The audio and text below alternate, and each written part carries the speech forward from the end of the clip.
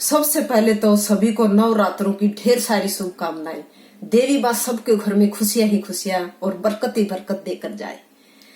आज नवरात्रि का पहला दिन है, इसलिए मैंने नवरात्रि के लिए कलश की स्थापना की है।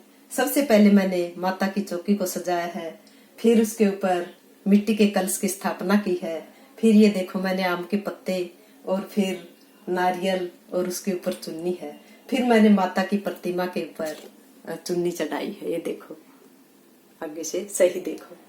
और फिर देखो मैंने क्या किया है कि बिल्कुल ही देसी अंदाज में सब कुछ किया है।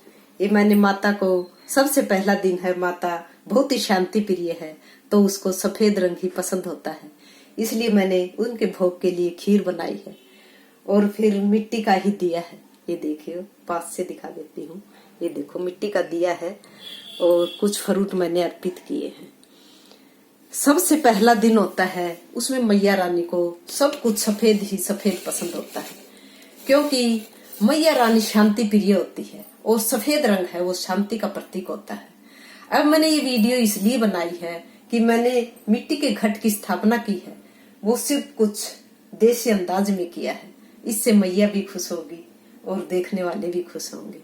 हमारी जो भारतीय संस्कृति है, मैंने इसी को बचाने की कोशिश की है। आज की फैशन की दुनिया में सब कुछ मेटल का शुरू हो गया है, यहाँ तक भी दिया भी मेटल का जलाने लग गए हैं। अगर हम अपनी पुरानी संस्कृति को भूल जाएंगे तो हमारी सेहत के लिए बहुत ही हानिकारक होगा। मिट्टी के बर्तन हैं वो विलुप्त होते जा रहे हैं और हमारी भारतीय संस्कृति भी विलुप्त होती जा रही है।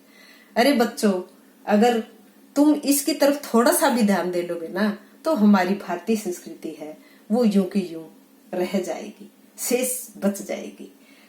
अब ये मैंने इसलिए ये लुक दिया है क्योंकि हमारे बच्चे ये जान जाएंगे कि हमारी दादी नानी किस तरह से मिट्टी के घट की स्थापना करके देवी माँ को खुश करती थी। पूरे नवरात्रों में पूरे मन से, वो पूरे दिल से देवी माँ की प्रतिमा के आगे सिर्फ भक्ति ही करती थी और देवी माँ बहुत ही खुश होती थी, क्योंकि देवी माँ तो सिर्फ भाव की भूखी है। उसको रुपए पैसे तर्क झड़क से कुछ नहीं, उसको चकाचौंध से कुछ लेना देना नहीं है। इसलिए बच्चों, मेरी तुमसे हाथ जोड़कर रिक्वेस्ट है कि अपनी इस पुरानी संस्कृति को बचाने के लिए तुम्हें आगे आना ही पड़ेगा। और जितनी सच्चे मन से इस देवी माँ की पूजा करते हो ना, उतनी ही सच्चे मन से अपनी जन्म देने वाली माँ की भी पूजा करो।